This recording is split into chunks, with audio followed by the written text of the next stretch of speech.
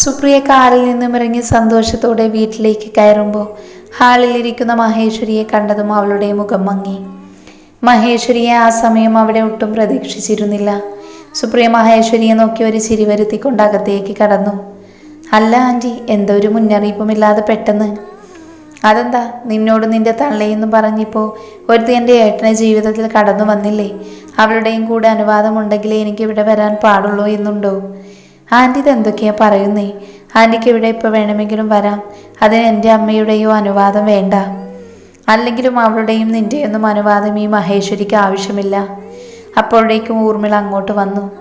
മഹേശ്വരി, ഞാൻ നിനക്കെന്ത് ദ്രോഹം ചെയ്തിട്ടാ നീ എപ്പോഴും എന്നെ കുറ്റപ്പെടുത്തുന്നേ? നീ ഒരു കാര്യം മറക്കുന്നു പലപ്പോഴും. ഞാൻ നിൻ്റെ ഏട്ടൻ്റെ ഭാര്യയാണിപ്പോൾ, അല്ലാതെ എവിടെന്നെങ്കിലും വലിഞ്ഞു കയറി വന്നവളല്ല ഞാൻ.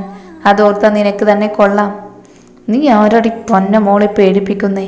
ഈ എന്നെ പേടിപ്പിക്കാൻ മാത്രം നീ വളർന്നിട്ടില്ല. നീ പറഞ്ഞല്ലോ നീ എൻ്റെ ഏട്ടൻ്റെ ഭാര്യയാണെന്ന്. നീ എങ്ങനെ ഭാര്യ മരിച്ച എൻ്റെ ഏട്ടൻ്റെ ജീവിതത്തിലേക്ക് വന്നതെന്ന് ഈ നാട്ടിൽ തന്നെ പാട്ടാ. അങ്ങനെയുള്ളപ്പോൾ എന്നെക്കൊണ്ട് തന്നെ അതൊക്കെ ആവർത്തിച്ചേ അടങ്ങുന്നതാണെങ്കിൽ എനിക്ക് കുഴപ്പമില്ല. കാരണം അവിടെ നാണം കെടുന്നത് നീയായിരിക്കും. എന്തേ എന്നോട് മുട്ടി നോക്കുന്നു നീ? ഞാൻ നിന്നോട് വഴക്കിടാൻ വന്നതല്ല മഹേശ്വരി, എനിക്കതിന് താല്പര്യമില്ല. പക്ഷെ നീയായിട്ട് തന്നെയല്ല വെറുതെ എൻ്റെ മേലേക്ക് കയറാൻ വരുന്നത്. ഞാൻ എത്ര ഒഴിഞ്ഞു മാറിയാലും എൻ്റെ ഏട്ടനെ പറഞ്ഞ് എന്നിൽ നിന്നും അടർത്തി മാറ്റിയത് നീ ഒറ്റൊരുത്തിയാ. നീ വരും മുന്നേ എൻ്റെ ഏട്ടന് എന്നോടും എൻ്റെ മോനോടുള്ള സ്നേഹവും ഇഷ്ടവും പോലും കുറയാൻ കാരണം നീ ഒറ്റൊരുത്തിയാ. ആ നിന്നെ ഞാൻ പൂവിട്ട് പൂജിക്കണോ ഇനി? അതിന് കാരണം ഞാനല്ല, നിൻ്റെ മോനാ. മഹേശ്വരി അതിനൊന്ന് ചിരിച്ചു. കൊള്ളാം നിന്റെ കണ്ടുപിടുത്തം. ഇടി പൊന്ന മോളെ, ദേ ഈ നിൽക്കുന്നവളില്ലേ എൻ്റെ ഏട്ടൻ്റെ മോൾ. ഇവൾക്ക് വേണ്ടിയിട്ട് ചെന്ന് ചാടിയതാ കിട്ടിയതാ എൻ്റെ മോൻ്റെ ഇപ്പോഴുള്ള അവസ്ഥയ്ക്ക് കാരണം. എന്നിട്ട് എൻ്റെ മോനാണെല്ലാം ചെയ്തതെന്ന് ഏട്ടത്തി മരിക്കുമ്പോൾ എൻ്റെ ദത്തനൊപ്പം ചേർത്ത് നിർത്തി വളർത്തിയതാ ഞാൻ ഇവളെ. ആ ഇവളെ പോലും എന്നിൽ നിന്നും അടർത്തി മാറ്റിക്കൊണ്ട് നീ എനിക്കെതിരെയാക്കി. ഇവിടെ ആരും ആർക്കും എതിരല്ല. അങ്ങനെ ഇപ്പോൾ ചിന്തിക്കുന്നതും പെരുമാറുന്നതും ആൻറ്റിയാണ്, അല്ലാതെ ഞങ്ങളല്ല. പിന്നെ ആൻറ്റി പറഞ്ഞില്ലേ ദത്തേട്ടൻ്റെ അവസ്ഥയ്ക്ക് കാരണക്കാരി ഞാനെന്ന്. എന്നാൽ അത് ഞാനല്ല. ഏട്ടൻ്റെ ഇപ്പോഴുള്ള അവസ്ഥയ്ക്ക് കാരണം ഏട്ടൻ തന്നെയാ. അനുവിനെ പ്രണയിച്ചതും ഒടുവിൽ അവളെ. ബാക്കി സുപ്രിയ പറഞ്ഞു നിർത്തുന്നതിന് മുൻപ് തന്നെ അവളുടെ കരണം പുകച്ച് മഹേശ്വരി ഒന്ന് കൊടുത്തിരുന്നു. എന്നോട് ധിക്കാരം പറയാൻ മാത്രം നീ എന്ന് മുതലാടി പഠിച്ചേ? അതും ഈ നിൽക്കുന്നവൾ പഠിപ്പിച്ചതാവും അല്ലേ? നീ പറഞ്ഞല്ലോ എൻ്റെ മോനാണ് അവൻ്റെ അവസ്ഥയ്ക്ക് കാരണമെന്ന്. അപ്പം നിന്റെ തന്ത എന്ന് പറയുന്ന എൻ്റെ ഏട്ടൻ എന്ത് ചെയ്തു? എൻ്റെ മോനും ഞാനും ഒരുപാട് തെറ്റുകൾ ചെയ്തിട്ടുണ്ട്, ഇല്ലെന്നൊരിക്കലും ഞാൻ പറയില്ല.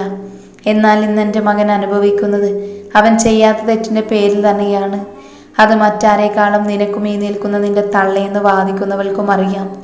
സ്വന്തം മോൾക്ക് വേണ്ടി എൻ്റെ മോൻ സ്നേഹിച്ച പെണ്ണിന് തന്നെ വേണ്ടി വന്നു നിന്റെ തന്തയ്ക്ക്. അവനെ പലതും പറഞ്ഞ് എരിപിരി കയറ്റി ആ കുട്ടിയോട് ദേഷ്യം ഉണ്ടാക്കിയതും നീയും എൻ്റെ ഏട്ടനും കൂടി തന്നെയല്ലേ? എന്നിട്ട് എൻ്റെ മോനെ കരുവാക്കി നിങ്ങൾ കളിച്ചു നിന്റെ ജീവിതം ഭദ്രമാക്കാൻ. അതറിയാതെ വന്നുപെട്ടെൻ്റെ മകന് കിട്ടിയതോ അവന് പോലും നരകിപ്പിച്ച ജന്മമാക്കി മാറ്റിയില്ല എല്ലാവരും കൂടി. എന്നിട്ടും ഞാൻ നിന്നോടോ ഏട്ടനോടോ ഒരു വേർതിരിവും കാണിക്കാത്തത് എൻ്റെ മകന് വേണ്ടി മാത്രമായിരുന്നു. അവനെ എൻ്റെ പഴയ ദത്തനാക്കി നൽകാമെന്ന് പറഞ്ഞ ഒറ്റ കാരണം കൊണ്ട് മാത്രം. എന്നിട്ടും വീണ്ടും എന്നെയും എൻ്റെ മോനെയും ചതിക്കാനാണ് അച്ഛൻ്റെയും മോളുടെയും തീരുമാനമെങ്കിൽ ഈ മഹേശ്വരി ആരെന്ന് എല്ലാവരും അറിയും. ഇല്ലെങ്കിൽ അറിയിക്കും ഞാൻ, ഓർത്തു വെച്ചോ. അത്രയും പറഞ്ഞ് മഹേശ്വരി അവിടെ നിന്ന് പോകുമ്പോഴും അവർ പറഞ്ഞ വാക്കുകളിൽ തന്നെ കുടുങ്ങിക്കിടന്നു സുപ്രിയയുടെയും ഊർമിളയുടെയും മനസ്സ്. മോളെ, അവളെ പേടിക്കണം നമ്മൾ. അവൾ ഇടഞ്ഞ അറിയാലോ എല്ലാം മുറിച്ചിട്ടേ അടങ്ങും. അവൾക്ക് അവളുടെ ജീവിതത്തിൽ വലുത് അവളുടെ മകൻ ദത്തനാണ്. അവന് വേണ്ടി ചിലപ്പോൾ എന്നെയോ നിന്നെയോ കൊല്ലാൻ പോലും മടിക്കില്ല. മമ്മ പേടിക്കാതെ, നാളെ ഡാഡി വരുന്നുണ്ട്. പിന്നെ ഡാഡി നോക്കിക്കോളും ഇവളുടെ കാര്യം. വേണമെങ്കിൽ തള്ളയെയും മോനെയും തീർന്നെന്നും വരും എനിക്ക് വേണ്ടി. അത്രയും പറഞ്ഞ് സുപ്രിയ ചിരിക്കുമ്പോൾ അവളിലെ ചിരി ഊർമിളയുടെ ചുണ്ടിലേക്കും പടർന്നിരുന്നു. ഫുഡ് കഴിക്കാൻ എല്ലാവർക്കും ഒപ്പം ഇരിക്കുമ്പോഴും പല്ലവിക്ക് കർണനെ നോക്കാനായില്ല. എന്തുകൊണ്ടോ അവനിലേക്ക് നോട്ടം എത്തി നിൽക്കുമ്പോൾ അവനിലെ തീഷ്ണതയേറിയ കണ്ണുകൾ അവളെ കൊളുത്തി വലിക്കും പോലെ തോന്നി. വേഗം എന്തെങ്കിലും കഴിച്ചെന്ന് വരുത്തി അവൾ പോകുമ്പോഴും അവളിലെ അവനിലേക്കുള്ള ഓരോ നോട്ടവും പെരുമാറ്റവും അവൻ്റെ ചുണ്ടുകളിൽ ചിരി വിടർത്തി. പല്ലവി റൂമിലേക്ക് വന്ന് മിത്തുമോളെ ഉറക്കി നന്നായി പുതപ്പിച്ചു കിടത്തി. അവളുടെ നെറ്റിയിൽ ചുണ്ടുകൾ ചേർക്കുമ്പോൾ ഒന്ന് കുറുകിക്കൊണ്ട് അവൾ ഒന്നുകൂടെ പല്ലവിയുടെ കരങ്ങളിലേക്ക് പറ്റിച്ചേർന്നുറങ്ങി. മിത്തുമോളെ ഭദ്രമാക്കി ഉറക്കി ബെഡിലേക്ക് കിടത്തി തിരിയുമ്പോൾ പല്ലവി കാണുന്നത് തന്നെ നോക്കി നിൽക്കുന്ന കർണനെയാണ്. പല്ലവിയിലെ നോട്ടം തിരിച്ച് അവനിലേക്ക് എത്തിയതും അവൾ വേഗം മുഖം കുനിച്ച് മറ്റെങ്ങോ നോക്കി നിന്നു. കണ്ണൻ്റെ സാമീപ്യം ഓരോ നിമിഷവും അവളുടെ ഹൃദയം മിടിപ്പിക്കൂട്ടുന്നത് പോലെ തോന്നി. കണ്ണൻ അവൾക്കടുത്തേക്ക് ഓരോ ചുവടുകൾ വയ്ക്കുമ്പോഴും അവൾ പിന്നിലേക്ക് നീങ്ങിക്കൊണ്ടിരുന്നു. അവസാനം കാലിൽ തട്ടി പിന്നിലേക്ക് പോകാൻ പറ്റില്ലെന്നറിഞ്ഞതും അവൾ ഒരു ഞെട്ടലോടെ അവനെ നോക്കുമ്പോൾ അവനൊരു ചിരിയോടെ അവൾക്കരികിലേക്ക് വന്നുകൊണ്ടേയിരുന്നു. അവൾക്ക് വല്ലാതെ ഹൃദയം പിടയ്ക്കുന്നത് പോലെ തോന്നി. അവനെ നോക്കുന്ന മാത്രയിലെല്ലാം അവളുടെ ഹൃദയം പോലും അവനിലേക്ക് കോർക്കുന്ന പോലെ തോന്നി. കണ്ണൻ അവൾക്കടുത്തേക്ക് വന്നു നിന്നതും അവൾക്ക് എന്തൊക്കെയോ പറയണമെന്നുണ്ട്. പക്ഷേ അതൊന്നും അവളുടെ വായിൽ നിന്ന് പുറത്തേക്ക് വന്നില്ല. എങ്ങനെയൊക്കെയോ ആ രണ്ടക്ഷരങ്ങൾ അവൾ പറഞ്ഞൊപ്പിച്ചു. സർ, വേണ്ട. കണ്ണൻ വീണ്ടും അവൻ്റെ മീശ പിരിച്ചുകൊണ്ട് അവളുടെ അടുത്തേക്ക് വന്നുകൊണ്ടിരുന്നു. ഒരിഞ്ച് പോലും പിറകിലേക്ക് നീങ്ങാൻ പറ്റാതെ ഒരു ശില പോലെ അവൾ എന്ത് ചെയ്യണമെന്നറിയാതെ നെഞ്ചിരിപ്പോടെ നിൽക്കുമ്പോൾ അവൻ അവൾക്ക് മുന്നിൽ തൊട്ടില്ല എന്ന മട്ടിൽ ഒരിഞ്ച് വ്യത്യാസത്തിൽ നിൽക്കുമ്പോൾ അവളുടെ ഹൃദയം പടപടാന്ന് മിടിക്കാൻ തുടങ്ങി. കർണൻ്റെ കണ്ണുകൾ അവളുടെ മുഖമാകെ ഓടി നടക്കുമ്പോഴും അവളിലെ ആ പെണ്ണിൽ അവനടുത്തേക്ക് ചെല്ലുമ്പോൾ അവളിലെ മാറ്റങ്ങൾ കണ്ട് അവൻ്റെ ചുണ്ടിൽ ഒരു പുഞ്ചിരി വിരിഞ്ഞു നിന്നിരുന്നു.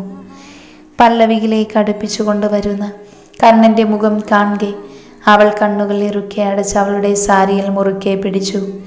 അവളുടെ ആ നിൽപ്പ് കാണും തോറും കണ്ണന് ചിരിയാണ് വന്നത്. അവൻ അവളെ ഒന്നുകൂടി നോക്കിയിട്ട് മെല്ലെ ബെഡിൽ കണ്ണുകൾ പൂട്ടി ഉറങ്ങുന്ന മിത്തുമോൾക്കരികിലേക്കിരുന്നു. അവളുടെ നെറ്റിയിൽ അവൻ്റെ ചുണ്ടുകൾ ചേർത്ത് ഉമ്മ നൽകുമ്പോൾ അവൻ്റെ കൈക്കുള്ളിൽ പറ്റി ഒതുങ്ങിയിരുന്നു മുത്തുമോൾ. ഏറെ നേരം കഴിഞ്ഞിട്ടും അവൾ മനസ്സിൽ ചിന്തിച്ചതുപോലും ഒന്നും നടന്നില്ല എന്ന് കണ്ടതും പല്ലവി മെല്ലെ കണ്ണുകൾ തുറന്നു നോക്കുമ്പോൾ അവിടെ കർണനെ കാണാൻ കഴിഞ്ഞില്ല. ഒരാശ്വാസം പോലും അവനില്ല എന്ന് കണ്ടതും നെഞ്ചിൽ കൈവച്ച് ശ്വാസമെടുത്ത് തിരിഞ്ഞതും കണ്ടു മിത്തുമോൾക്കരികിലിരുന്ന് തന്നെ നോക്കി ചിരിക്കുന്ന കർണനെ. എന്തുകൊണ്ടോ അവനെ ഫേസ് ചെയ്യാൻ ബുദ്ധിമുട്ടുള്ളത് പോലെ തോന്നി അവൾക്ക്. കണ്ണൻ പല്ലവിയോട് എന്തോ പറയാനായി വന്നതും രേവതി അങ്ങോട്ടേക്ക് വന്നു. അല്ല കണ്ണ, നീ ഇവിടെ ഉണ്ടായിരുന്നു. ഉറങ്ങാൻ പോകുന്നെന്ന് പറഞ്ഞിട്ട് ഉറങ്ങിയില്ലേ നീ? അത് പിന്നെ കിടന്നിട്ട് ഉറക്കം വന്നില്ല. അപ്പം പിന്നെ മിത്തുമോൾ ഉറങ്ങിയില്ലെങ്കിൽ അവളെ ഒന്ന് കൊഞ്ചിക്കാലോ എന്ന് വെച്ച് വന്നതാ. അപ്പോഴേക്കും അവൾ ഉറങ്ങി. അതിന് രേവതി ഇരുത്തിയൊന്ന് മൂളുക മാത്രം ചെയ്തു. എന്നാൽ പിന്നെ അമ്മ നിൽക്കുവല്ലേ അവർക്കൊപ്പം? എനിക്ക് നല്ല ക്ഷീണം തോന്നുന്നുണ്ട്. നാളെ കുറച്ച് നേരത്തെ എഴുന്നേൽക്കാനുള്ളതാ. അത്രയും പറഞ്ഞ് അവിടെ നിന്ന് പോകുമ്പോൾ ഇടം കണ്ണിട്ട് പല്ലവിയെ നോക്കാനും അവൻ മറന്നില്ല. ഇതെല്ലാം രേവതി ശ്രദ്ധിക്കുന്നുണ്ടായിരുന്നു. അവരുടെ മനസ്സിൽ താൻ ആഗ്രഹിച്ചതുപോലെ തന്നെ ഈശ്വരൻ നടത്തുന്നു എന്നുള്ള രീതിയിൽ പറഞ്ഞറിയിക്കാൻ പറ്റാത്ത സന്തോഷം വന്നു മൂടി. എന്നും തൻ്റെ കണ്ണന് ഇതേ പുഞ്ചിരി നിറഞ്ഞു നിൽക്കണേ എന്ന ഒറ്റ പ്രാർത്ഥനയെ ആ മനസ്സിലുണ്ടായിരുന്നുള്ളൂ. എന്നാൽ ഇതേ സമയം സഞ്ജയുടെ മനസ്സ് വളരെ അസ്വസ്ഥമായിരുന്നു. ഇനിയും പല്ലവിയെ കണ്ണൻ്റെ അരികിൽ നിർത്തിയാൽ ഒരിക്കൽ നഷ്ടപ്പെട്ട് തിരിച്ചു കിട്ടിയ തൻ്റെ പെണ്ണിനെ എന്നേക്കുമായി നഷ്ടപ്പെടുമോ എന്നൊരു ചിന്ത വന്നു മൂടി. ഇനിയും കണ്ണനൊപ്പം നിർത്താതെ അവളെ തനിക്കൊപ്പം ചേർത്തു നിർത്താനുള്ള കരുക്കൾ മെനയുകയായിരുന്നു സഞ്ജയ്. കണ്ണൻ രാവിലെ തന്നെ ഇമ്പോർട്ടൻ്റ് മീറ്റിംഗ് ഉള്ളത് കൊണ്ട് ഓഫീസിലേക്ക് പോയിരുന്നു. മിത്തുമോളെ കളിപ്പിച്ചു ദേവനാരായണനും ലക്ഷ്മിയും അവൾക്കൊപ്പം കൂടിയപ്പോൾ പല്ലവി രേവതിക്കൊപ്പം അടുക്കളയിലേക്കും കൂടി. രേവതി എത്ര പറഞ്ഞിട്ടും അവൾ ഓരോ ജോലികളും ഞാൻ ചെയ്തോളാം എന്ന് പറഞ്ഞ് മടി കൂടാതെ അവരെ സഹായിച്ചൊപ്പം കൂടിയിരുന്നു. ഈ സമയം പുറത്തെ കോളിംഗ് ബെൽ കേട്ടതും രേവതി അങ്ങോട്ടേക്ക് പോയി. ഒപ്പം അവർക്ക് പിന്നാലെ പല്ലവിയും. ഡോറ് തുറന്ന് മുന്നിൽ നിൽക്കുന്നവരെ കണ്ടതും രേവതിയുടെ പിന്നിൽ നിന്ന് വന്ന പല്ലവിയുടെ കണ്ണുകൾ വിടർന്നു. അച്ചു എന്ന് വിളിച്ച് അവർക്കടുത്തേക്ക് ചെന്നു. അതെന്താടി, നീ എന്നെ കണ്ടില്ലേ? അവളെ മാത്രമേ കണ്ടുള്ളൂ. പെട്ടെന്ന് നിങ്ങളെ കണ്ടപ്പോൾ എന്താ, അവളെ മാത്രമേ പേരെടുത്ത് വിളിക്കുന്നുള്ളൂ. വന്ന് കയറിയില്ല, അതിനു മുന്നേ തുടങ്ങിയ അവൾ. ഇത് നമ്മുടെ വീടല്ല, നിന്റെ നാക്കിട്ടലയ്ക്കാൻ. അത്രയും പറഞ്ഞ് അർച്ചന രേവതിയെ നോക്കി. ആൻറ്റി ഒന്നും വിചാരിക്കുന്നത് ഇവൾ അങ്ങനെയാ, എവിടെ എന്ത് പറയണമെന്നൊരു ബോധവുമില്ല. അത് പറയുമ്പോൾ സൂര്യ ആരും കാണാതെ അർച്ചനയെ നോക്കി കണ്ണുരുട്ടി. ഒപ്പം അവളുടെ കയ്യിലൊന്ന് പിച്ചി. അതൊന്നും സാരമില്ല, എന്തായാലും രണ്ടാളും യാത്ര കഴിഞ്ഞു വരുന്നതല്ലേ. അകത്തേക്ക് കയറിയിരിക്കെ, ഞാൻ കുടിക്കാൻ എന്തെങ്കിലും എടുക്കാം. അത് പറഞ്ഞ് രേവതി അടുക്കളയിലേക്ക് പോയിരുന്നു. അല്ല, നിങ്ങളെന്തൊരു മുന്നറിയിപ്പുമില്ലാതെ? ഞാനിന്ന് നിങ്ങൾ വരുന്നുണ്ടോ എന്ന് ചോദിച്ചപ്പോൾ ഇല്ല, 2 ദിവസം കൂടി കഴിഞ്ഞിരുന്നല്ലേ പറഞ്ഞേ. എന്നിട്ട് എന്ത് പറ്റി പെട്ടെന്നൊരു വരവ്? അതെന്താടി, നമ്മൾ വന്നത് ഇഷ്ടമായില്ലേ നിനക്ക്? മോൾക്ക് ഇവിടെ പിടിച്ച മട്ടുണ്ടല്ലോ. എന്തേ, ഇവിടുന്ന് വരാനുള്ള ഉദ്ദേശമില്ലേ? സാറിൻ്റെ വീട്ടിലാക്കിയിട്ട് പോകാമെന്ന് പറഞ്ഞ ദിവസം എന്തായിരുന്നു? ഞാൻ പോകില്ല അങ്ങോട്ടേക്കെന്ന് പറഞ്ഞവളായിപ്പോൾ ഇവിടെ അങ്ങ് കൂടിയാലോ എന്ന ചിന്തയിൽ വന്ന് നിൽക്കുന്നേ. നീ എന്തൊക്കെയാ പറയുന്നേ? ഞാൻ അങ്ങനെ ഉദ്ദേശമല്ല പറഞ്ഞേ. ഇന്നലെ വിളിച്ചപ്പോൾ പോലും നീയൊക്കെ രണ്ടും വരുന്നെന്ന് പറ്റിയൊരക്ഷരം പറഞ്ഞു ഇല്ലല്ലോ, അതാ ചോദിച്ചേ. അല്ലാതെ എനിക്കിവിടെ നിൽക്കണമെന്ന് ആഗ്രഹമില്ല.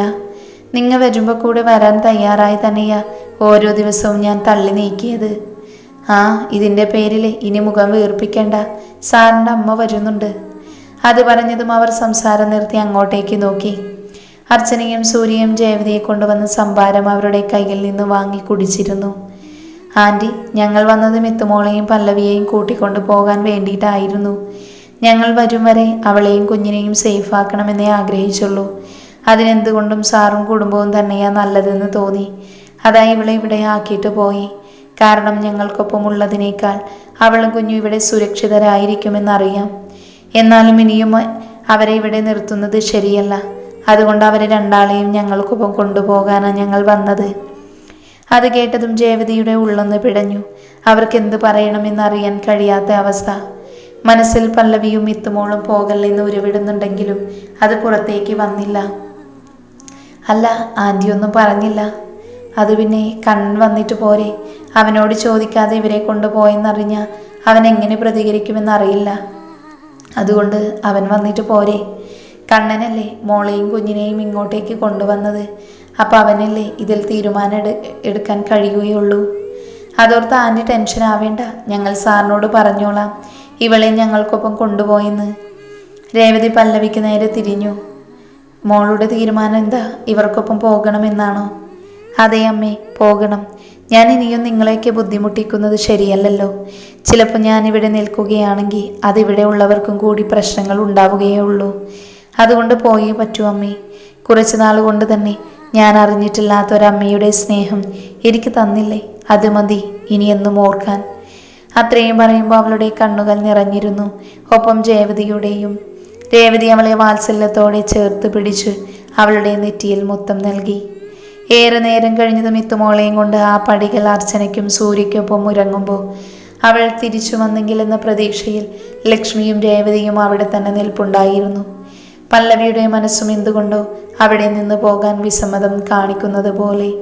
ഒരുപക്ഷെ താൻ പിന്തിരിഞ്ഞു നോക്കുകയാണെങ്കിൽ അവർക്കരികിലേക്ക് ചെന്നെന്ന് വരാം. അതുകൊണ്ട് തിരിഞ്ഞു പോലും നോക്കിയില്ല അവൾ ഒരിക്കൽ പോലും.